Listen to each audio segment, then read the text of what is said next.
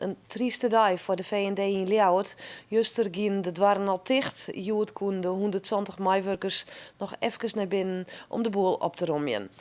Als het warenhuis weer open gaat, dat is nog maar heel de vraag. Er hing het een faillissement in de loft. Verslagjouwer Gerrit de Boer die stiet op dit stuit bij de VND.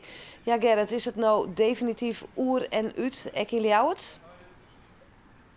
Hier in Dal wisten ze nog net, maar het short er min uit. Het allerlaatste nieuws wat we jaren is dat de gesprekken met Roland Kaan, de ondernemer uit Duitsland van Coolcat, dat die opnieuw uit Utrecht binnen en dat het besluit is dat nou het faillissement definitief is, dat het afhandelen wordt. Misschien is er nog interesse van Hudson bij uit Amerika, maar dat binnen nog wel vage plan werd nog een hele protte voor gebeuren wat. Dus we kennen op dit moment het short er gewoon min uit en ja, het is dien. Ja, de dwarren besluiten, dat is ik duidelijk. Daarachter hoe wie de sfeer joert daar bij de VND.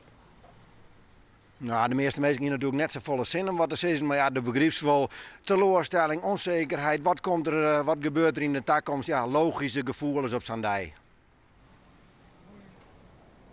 Jo, ging er naar binnen? Jo, geen ontwerp, Joet? Nee, ik ga dit allemaal inleveren. Mijn pasje en mijn sleutel. Krijg ik nog mijn borg terug. Dit is echt de laatste dag. Ja.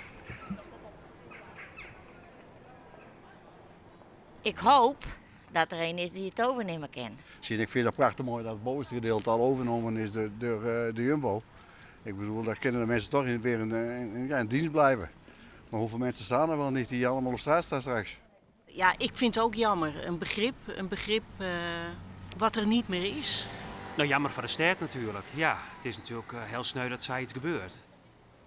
Ja, jammer voor de stad moet er zijn, Gerrit. Ja, dat kist ik wel stellen dat dat zo is. Zo'n heel groot gebouw leeg.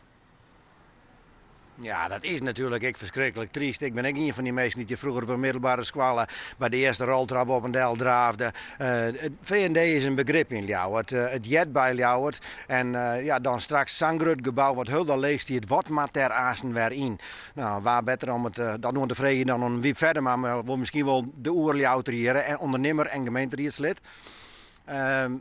Ja, verder maar, hoe maakt het verder? Ja, nou ja, uitgaande van dat het laatste nieuws ook echt bevestigd nieuws is, dan is het bijna kippenvel krijgend dat het dus nu waarschijnlijk een feit is dat VND echt ter ziele gedragen wordt en ook in Leeuwarden zal sluiten. Maar ik hou nog altijd dat kleine sprankeltje hoop. Maar desalniettemin, als dat zo is, dan is het een ramp, een gat geslagen in de Nieuwstad wat betreft ruimte. Hè. Ruimtelijk gezien is het een enorm pand. Daar heb je niet 1, 2, 3 een vervanging voor. Nee, wat maken we ermee? Ja, je hoopt natuurlijk dat er een doorstart nog steeds komt. En als dat komt via een andere formule, dan zal dat lang duren. Ik heb begrepen minstens 1,5 jaar. Maar goed, stel dat dat allemaal niet kan en dat de eigenaar van het pand zegt, ik wil er toch iets anders mee. Ja, dan moet je aan invullingen denken van een grote drugstore-achtig iets, hè, winkel in winkel. Maar goed, er is een overbewinkeling in Leeuwarden. Het is niet alleen VND die het slecht heeft, maar ook alle andere zaken die hebben, nou ja, laat ik het zo zeggen, slechte tijden achter de rug. Dus om zomaar even in te vullen, dat is een hele zware opgave.